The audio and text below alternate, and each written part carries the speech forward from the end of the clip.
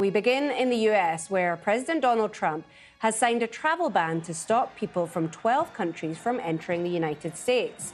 The proclamation, which is similar to an executive order, also partially restricts people from 7 other nations, including some in Asia. The 12 countries affected are Afghanistan, Chad, the Republic of the Congo, Equatorial Guinea, Eritrea, Haiti, Iran, Libya, Myanmar, Somalia, Sudan, and Yemen. He also said he was partially restricting and limiting the entry into the US of nationals from an additional 7 countries. They are Burundi, Cuba, Laos, Sierra Leone, Togo, Turkmenistan, and Venezuela. President Trump spoke about some of his reasoning behind the move.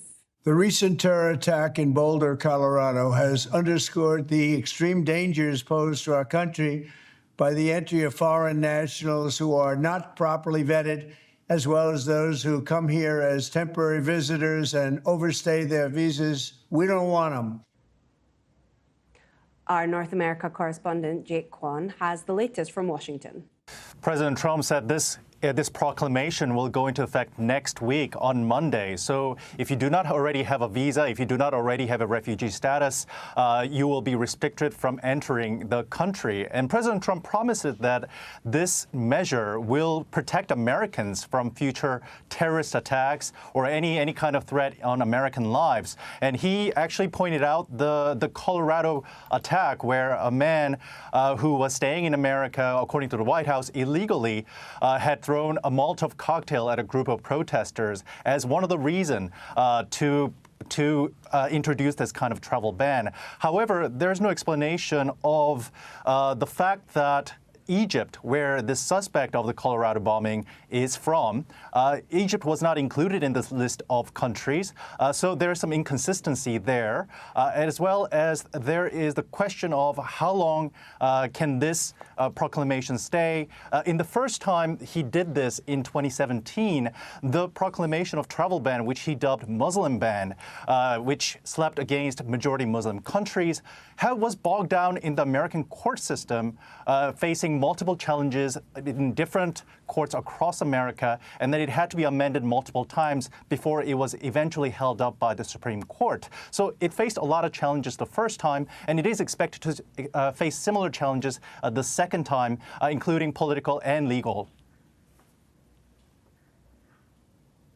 Jake, I'm really glad you mentioned the last time Trump did this in his first administration, because that caused a lot of people a lot of problems rather for people, perhaps people who were Iranian originally, who still had the passport but living in America. I mean, what's the response likely to be to this latest travel ban?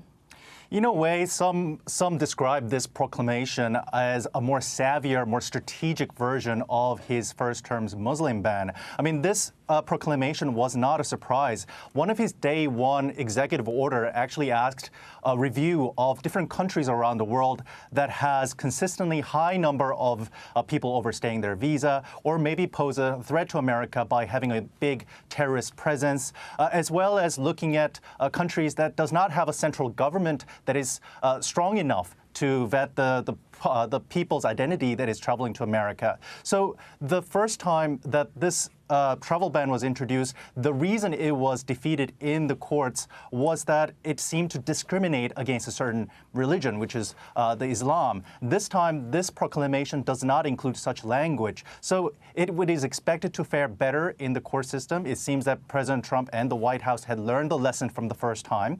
Another difference from the first proclamation is that that one was supposed to last maybe 60 days or 90 days.